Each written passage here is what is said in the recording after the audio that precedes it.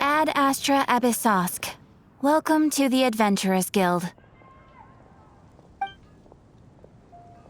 Thank you for completing today's commissions. Here is your reward.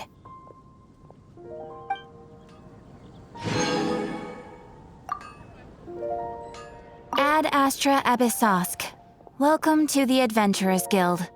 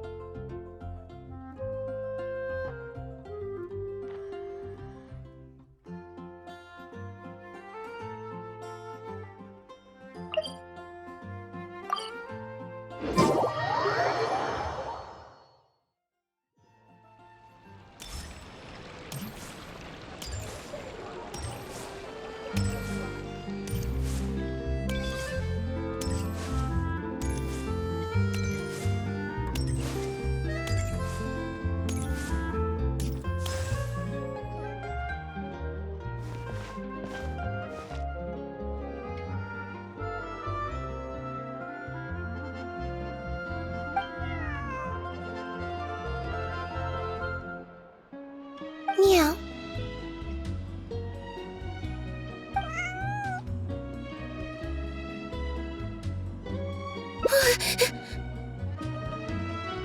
Oh, it's you. 1 second. Now activating chat mode. You made me jump there. I thought they'd finally caught me. Well, my heart rate did. Jumped up a little, I mean. Objectively speaking, the trouble was entirely of my own making. Half an hour ago, I was at Hotel de Boer for a drinks reception. It was to celebrate the successful opening of a show, but it was draining my energy. So, I waited for the right moment, then snuck away so I could switch to standby mode. Probably because I'm playing the lead role in the show? Is that so surprising? I'm always getting invitations to do solo performances. I just usually get Linny to write back and turn them down. But then came the Fontanalia Film Festival. We took all the kids from the House of the Hearth out to see a film, and after it finished, they all started clamoring for me to try out acting for some reason. Even Linny was chanting along with them. Anyway, it just so happened that a director called Mary who had sent me an invitation right around then. I'll spare you the details, but basically, I ended up accepting it. Yep, you nailed it. I'm playing the role of a puppet. In fact, the show's called The Lost Puppet, and it's a masked mime show. So I don't have to do any facial expressions or say any lines. Literally just a series of physical movements. The director says it's a very avant-garde art form. Art is not comprehended by the mind, but felt in the heart. At least, that's what the director says. Anyway, if nothing else, the opening performance seemed to go down well. At the drinks reception, everyone was crowding around me, saying, "Triumphant character portrayal, faithful adaptation of the original work, unequivocally, quintessentially avant-garde," and stuff like that. But being the center of attention is draining. So the moment they left me to go harass the director instead, I was out of there. The other thing is, some weird things happened while I was on the stage. Oh, sorry, Bonnie. I didn't mean to leave you out of the conversation. My bad. No, we just met. We bumped into each other right after I slipped away. Well, it'd be kind of difficult for us to communicate otherwise. Besides, I think she's taken a liking to the name. Haven't you, Bonnie? Yeah, that's right. Good kitty. We'll go find your owner soon, I promise. Nope. She's wearing a collar, and for the most part, she's pretty well groomed. If she is a stray, she hasn't been for long. Her stomach's been growling a lot. I guess she must have been missing for a few days now. As much as I'd love to hang out with her for a while longer, her owner's probably worried sick about her. But the reception... I should probably show my face there again at some point, even if it's just to make excuses and leave again.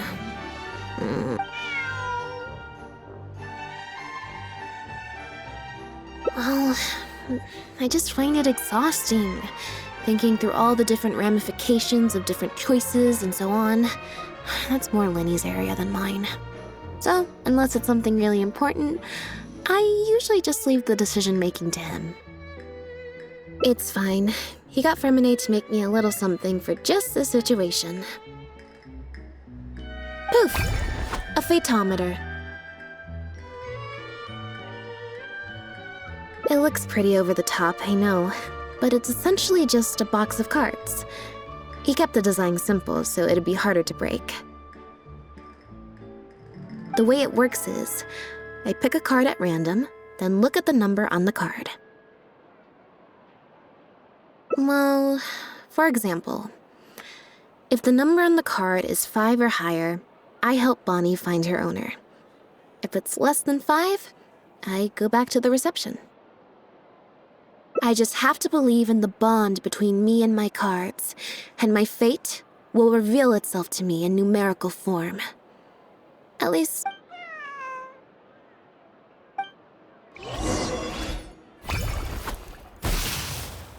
Huh, I didn't like that. Was I using it wrong? Maybe if I just...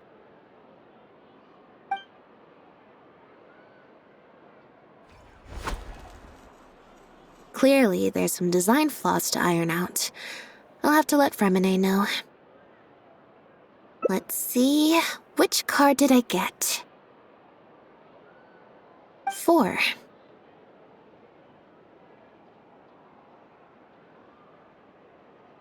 Well, the cards fell on the ground though, so I don't think it counts as fate.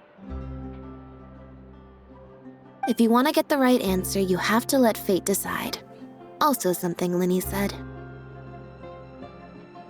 So, to put it another way, if picking a card up off the ground is how to not leave it to fate, then that means it must be the wrong answer.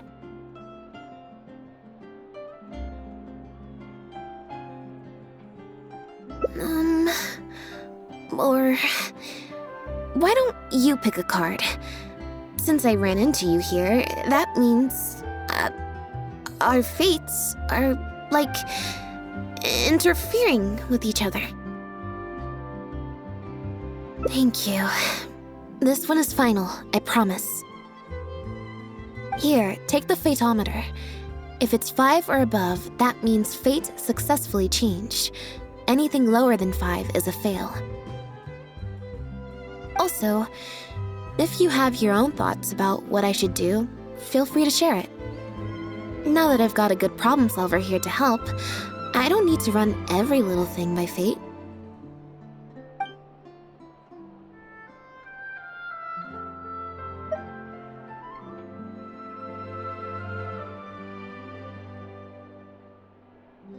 Huh?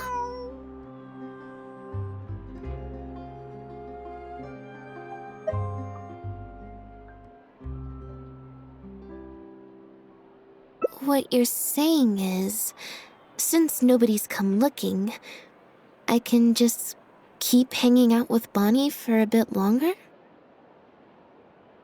Is that really okay?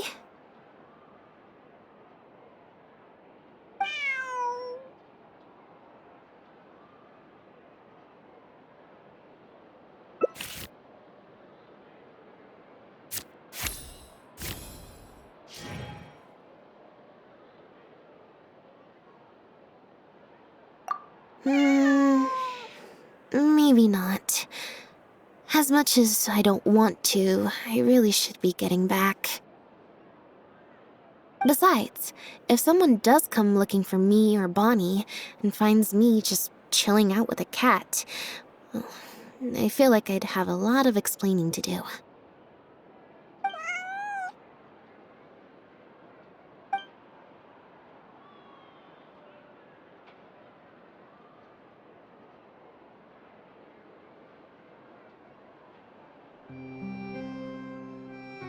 Alright.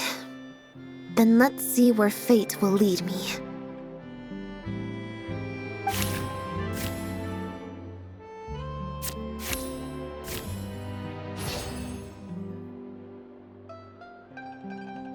So, we're looking for Bonnie's owner?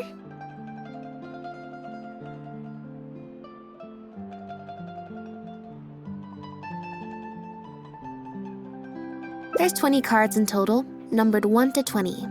So there's only a 1 in 5 chance of drawing less than a 5. I should also mention, this time the cutoff was 5, but I just set that to wherever I feel like.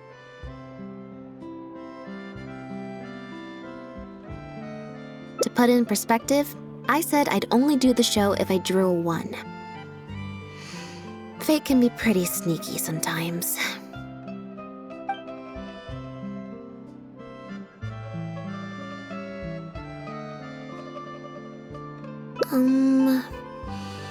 I think I'll go to the Steambird and see about putting an ad in the paper. You wanna come along? I think Bonnie wants you to come with.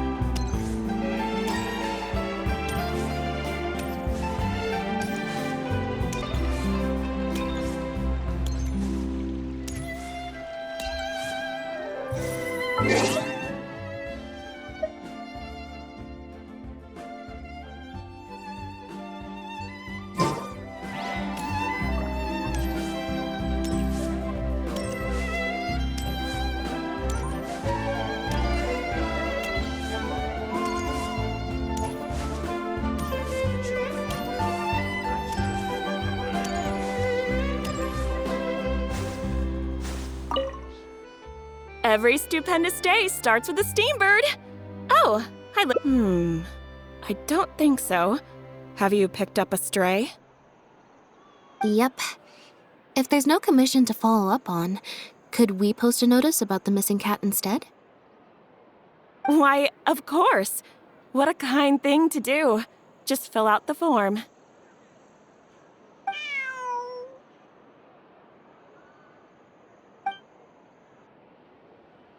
Well, we've registered you as missing.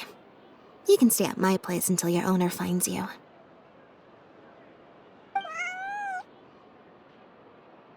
Also, I just wanted to say thanks for keeping us company for so long. Well, I should probably head back to the drinks reception. Hopefully most of the people have left by now. If you've got some time, you should stop by my place tomorrow to see Bonnie. Alright, see you then.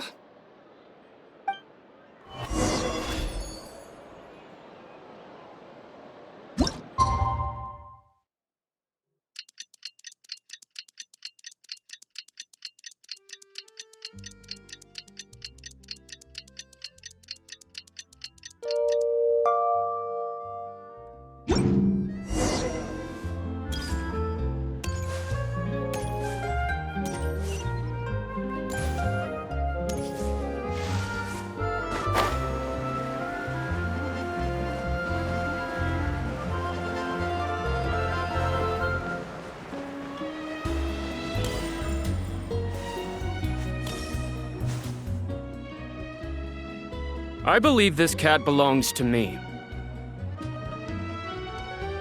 I already told you, this isn't your cat.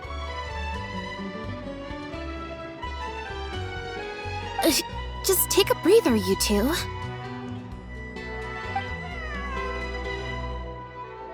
Oh, you're here. As you can probably see, you'll have to take a rain check on that tea I promised you.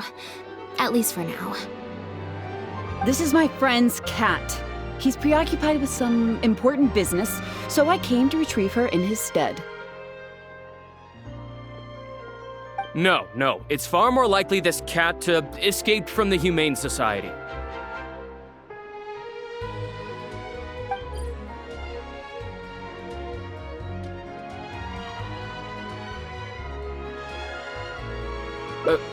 Bonnie? That's the name I've given her in the meantime.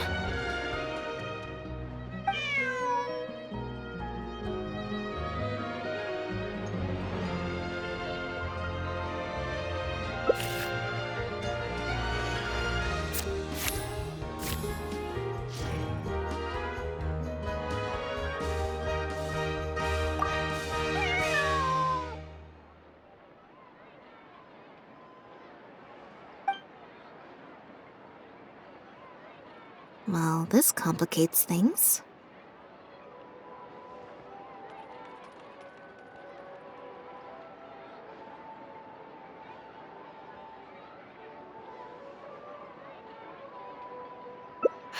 I told you before.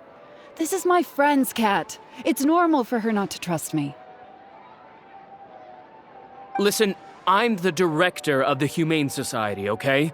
We've got so many strays, dogs, cats, you name it. I'm not even the one feeding them most of the time. You can hardly expect the cat to recognize me. She just looked somewhat familiar, so I came to check, just in case. If she turns out to be one of ours, I'll take her back. Simple as that. Even if that's not the case, the Humane Society could still take her in, if no one else comes to claim her, that is. We're an organization that specializes in rescuing and sheltering stray animals. We've been in business for several decades now. I'm Bernard, the current director. The Humane Society. Huh. The name sounds familiar. I remember hearing good things. You're the one in the Quartier Lyonnais? Yes, that's the one. Anyway, if it's not too much trouble, could I possibly take a closer look at the cat? If it turns out I really am mistaken, I suppose that means the cat belongs to this lady here. She would be the only remaining option after all. It belongs to my friend.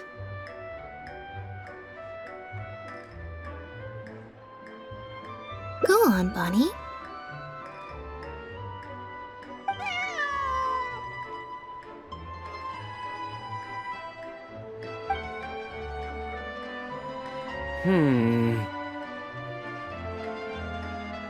Oh, nope. Looks like I was mistaken. They do look similar, but there's an ever so slight difference in this one's fur color. Deepest apologies, friends. Well, I suppose this means I still have a missing cat to search for. Apologies again for the confusion.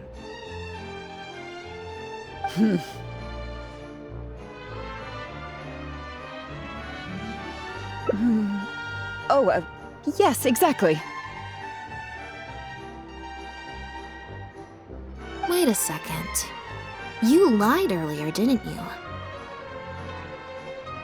Lied? I'm afraid I don't know what you mean. A liar always has a tell. The look in their eyes, their breathing pattern, the way they hold themselves. The things that can give you away are often more numerous than you would think.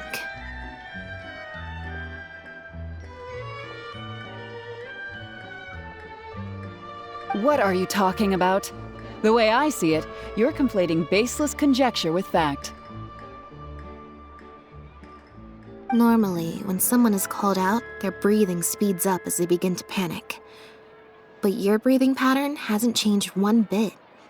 In fact, it's been strangely calm and measured this entire time. It stands to reason, then, that your agitated behavior earlier was all an act. If you're a bad guy, I'm sure you'll take off running the first chance you get. If you're a good guy, the most likely explanation is that you're a member of the Guards or some similar organization. And you're basing this off of? Intuition. Nothing more. Intuition. Well, I have to hand it to you, Lynette. You're right.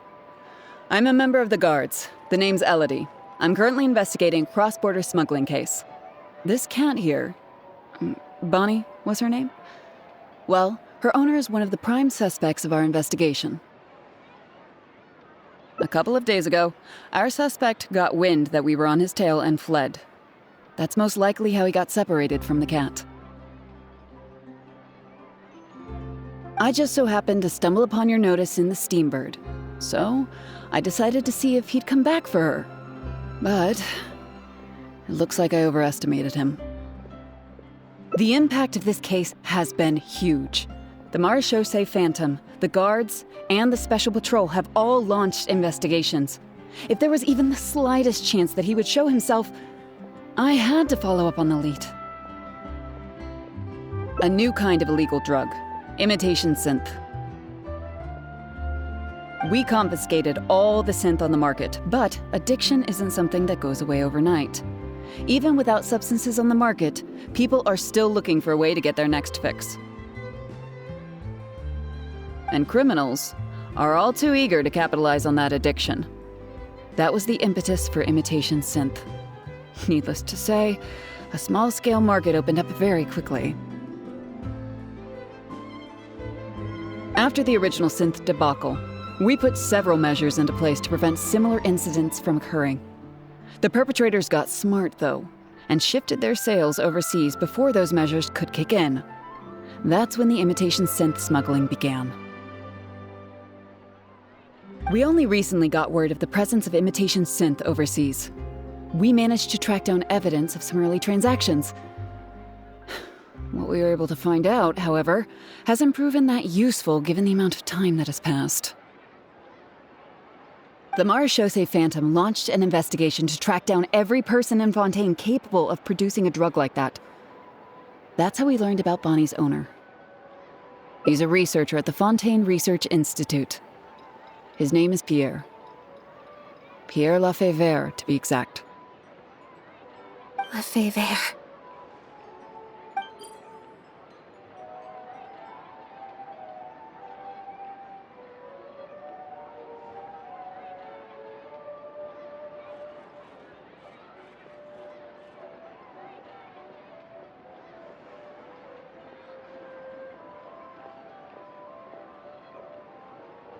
The Marechaussee Phantom found him in Poisson.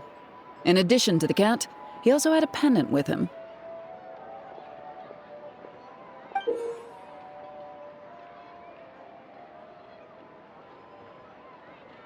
At first, there wasn't much cause for suspicion.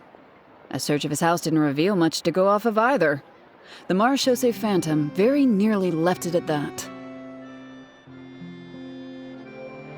It was only later that we realized the coat of arms on his pendant belonged to none other than the Lefebvre family, one of the most infamous aristocratic families in Fontaine. Obviously, this discovery prompted a further investigation into Pierre. At that point, however, we discovered that he'd already fled. Now the guards and the Special Patrol are all searching for him. That's not possible, actually. The Lefebvre family has been gone for a long time. Exactly. Many years ago, several important members of the family, including the Patriarch, were murdered by an assassin of unknown origin. From that point on, family's power and influence took quite the hit. The family is engaged in all manner of crimes. As you can imagine, there's no shortage of people waiting in the wings to take their revenge. And with the family severely weakened, they were able to do just that. Most of the remaining family members succumbed to sickness or hunger. The ones that survived are currently living out their days under a new identity. Pierre is one of those very survivors. He's been hiding away in the Fontaine Research Institute all these years. His true identity unbeknownst to all. Until now, that is. Well, my fellow guards have told me all about how smart and courageous you both are. And I know you possess a strong sense of justice. There could be a chance that Pierre, or one of his accomplices, might attempt to get close to Bonnie. Now that you've been briefed on the situation, I was hoping you'd help us keep a lookout.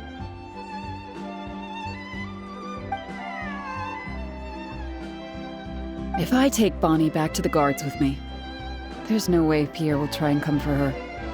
Not even the most daring of criminals would attempt something like that.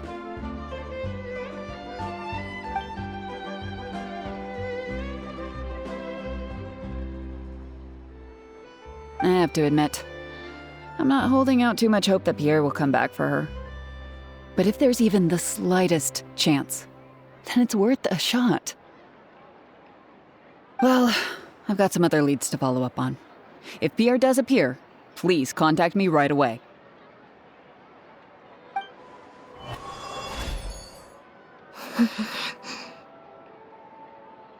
It's nothing. I'm fine. It's just the head of the Lefebvre family. He was the eminent person who kidnapped me all those years ago. It was at a dinner party. Someone tricked me into boarding the Lefebvre family carriage. Whoever it was, they took me back to their home. But before anything worse could happen, Father intervened. Yep. Father was the one who orchestrated the fall of the Lefebvre family. That's what led Lenny and I to join the House of the Hearth. After all these years, I never thought I'd hear the Lefebvre name again.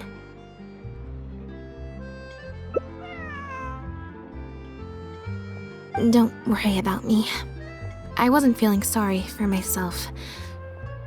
I was just thinking about Lenny. He's been acting strange recently.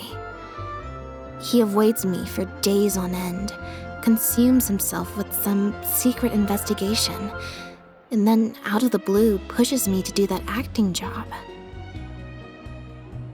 Thinking about it now, it's almost like the one I drew from that deck of cards was part of his plan all along. He must have asked Fremine to help him out. In any case, I know he's hiding something from me. He's really pulled out all the stops this time. It's very possible. I'm sure he tried to send me away because he was afraid it would bring up some painful memories for me. It wasn't necessary, though. Even after all these years, he's still as overprotective as ever.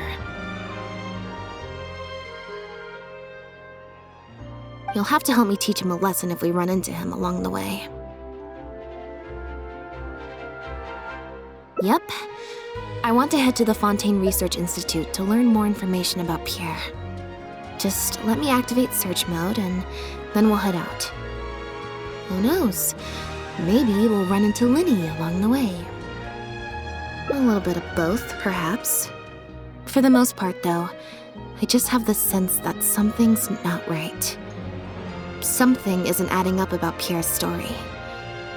I'm just not sure what. Okay, I'll write a letter explaining everything to the crew. Once that's done, we can head out.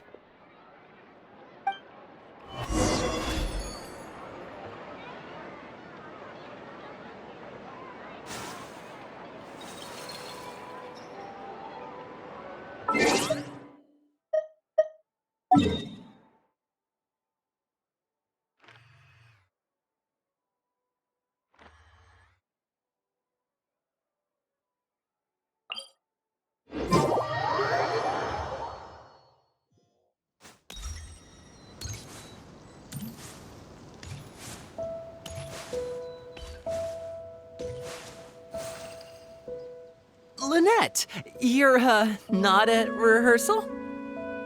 You can drop the act, brother.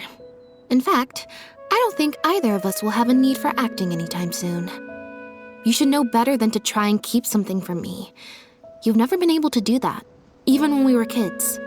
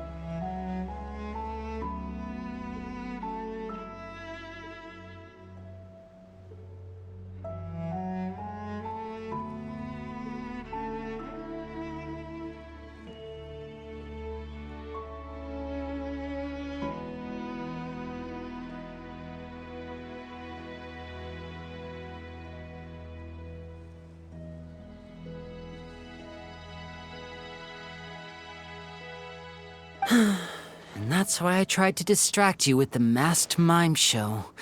But I guess you're just too good. Care to introduce us to your new assistant? This is Officer Shovras, captain of the Special Security and Surveillance Patrol. You may have met her already. Nice to see you. I should clarify something. Mr. Linney's here at my invitation, not the other way around. To borrow your expression, Miss Lynette, I suppose that would make him my assistant more than anything. We've brought on Mr. Linney as a consultant in the past. He was instrumental in helping us crack a case involving a perpetrator who used magic tricks to commit crimes. I was hoping he'd be able to provide some valuable insight this time around as well. So you've heard everything then? That's exactly why we're here. There's always been questions surrounding the fall of the Lefebvre family. Some people even believe the House of the Hearth was involved. Whoever was behind it all was extremely cautious. They didn't leave a shred of evidence. This very fact, however, leads me to believe it was indeed the work of that harbinger. I took a look at the entrance and exit records of all the carriages that night. Let's just say it wasn't hard to deduce that there's ill will between you two. Don't worry, I don't have any evidence to that effect, and I certainly don't plan on going to bat for such a despicable family. Plus, you were victims back then more than anything.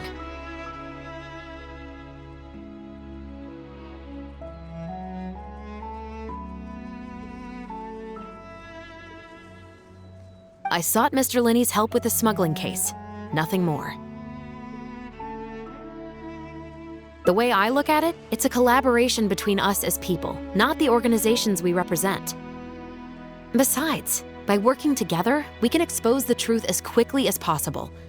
You can hardly say that's at odds with the justice my organization strives for. Not at all. I was planning to invite you from the very beginning, Miss Lynette. It's just that my assistant here raised some objections.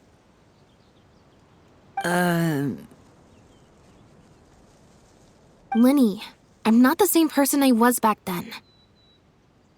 That little girl who did nothing but cower in the corner in fear, she doesn't need saving anymore.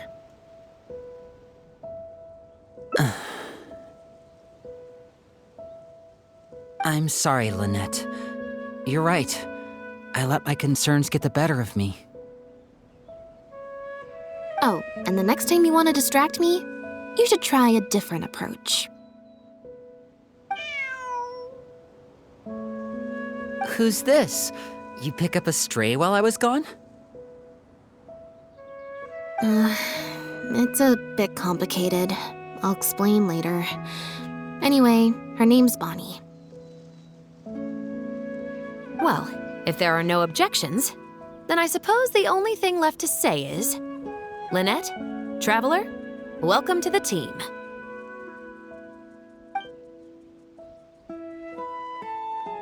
It appears the Lefebvre family was very particular in their use of insignias and emblems. The family would use different emblems to mark differences in status, blood relation, and the like. In fact, the insignia that was discovered on the pendant was used to represent an illegitimate child. It's highly likely. That very status might have been what allowed him to emerge from the fall of his family relatively unscathed. It would also explain why he was able to assume a new identity as a researcher with relative ease. We discovered something interesting, though. After talking to some of his co-workers, it appears he pretty much works at the Institute in name only. He's practically been cast out. Apparently, Pierre was once addicted to synth. He tried to use the resources at the Institute to create a substance with a similar effect. He claimed it was just for research purposes, but the Institute revoked his access to the relevant materials regardless. He was placed on disciplinary leave, pending a thorough investigation of his actions. But It seems the Institute ran into some trouble along the way. Could have been a lack of personnel or a timing issue. In any case, they had to table their formal investigation into Pierre. Unfortunately, that also included reporting any relevant information to the higher authorities. As for his family background, it appears none of his co-workers at the Institute were aware of that information. All they could tell us was that he was quite the recluse. Other than the pendant, we didn't find anything else of note at his residence in Poisson. Based on the samples of imitation synth we've been able to analyze, it appears the substance leaves behind strong traces wherever it's produced or stored. Those traces might not be obvious to the casual observer, but they're not something our guard poodles would miss. Pierre's home, though, came up completely clean. We didn't find any records indicating possible involvement in overseas transactions either. So, the Marechaussee Phantom didn't view him as a major suspect at first.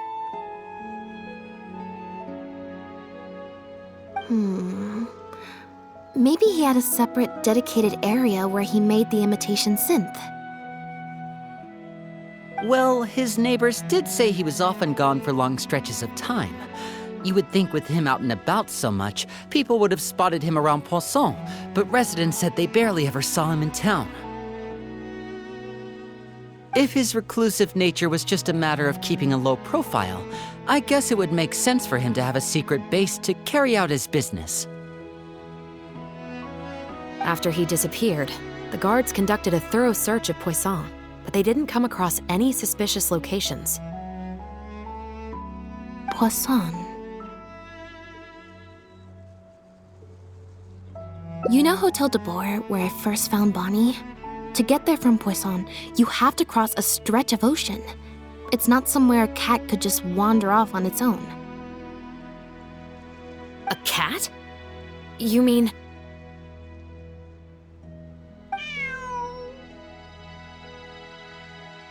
Bonnie is Pierre's cat. Oh, that's right! When the Marechaussee Phantom first tracked him down, I remember there being something about a cat in their report. So this is her? From what we've learned about Pierre's habits, he doesn't seem like the type to venture out without a purpose. So what you're saying, Lynette, is that Bonnie couldn't have gone missing in Poisson. If that's true, then... Exactly. Bonnie might even know where it is. Wait, you think the cat can lead us there? But she's not trained like one of our guard poodles. How is she supposed to understand what we want her to do?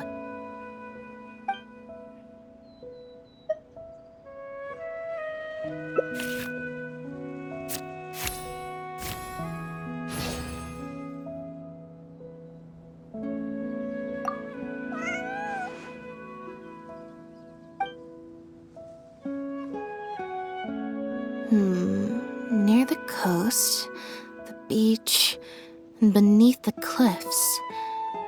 The place we're looking for is most likely north of the Court of Fontaine. Well, I've certainly never taken a witness statement like this before. Well, if it works out, maybe it's something worth getting used to. Cats and humans are actually pretty alike. When it comes to communication, most of what we want to convey can be accomplished through body language alone. But humans tend to rely too much on speech to ever take advantage of that fact. Of course, body language has its limitations. You're not going to be able to get across anything too complicated. The important thing is that we now have a lead. Let's try and find a place that matches the clues Bonnie gave us.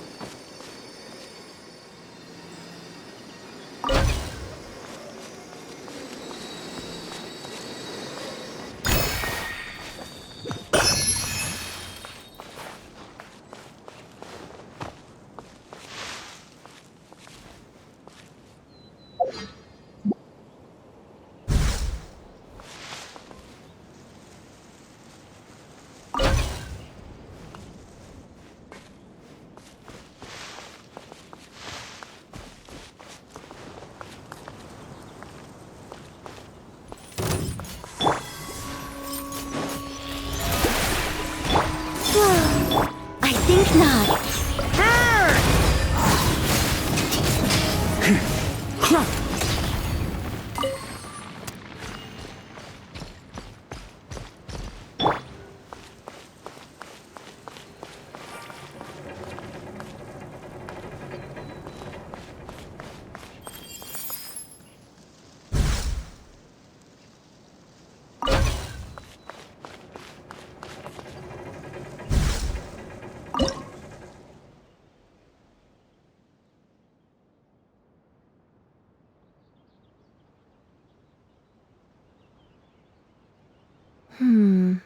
Not the best idea I have ever had.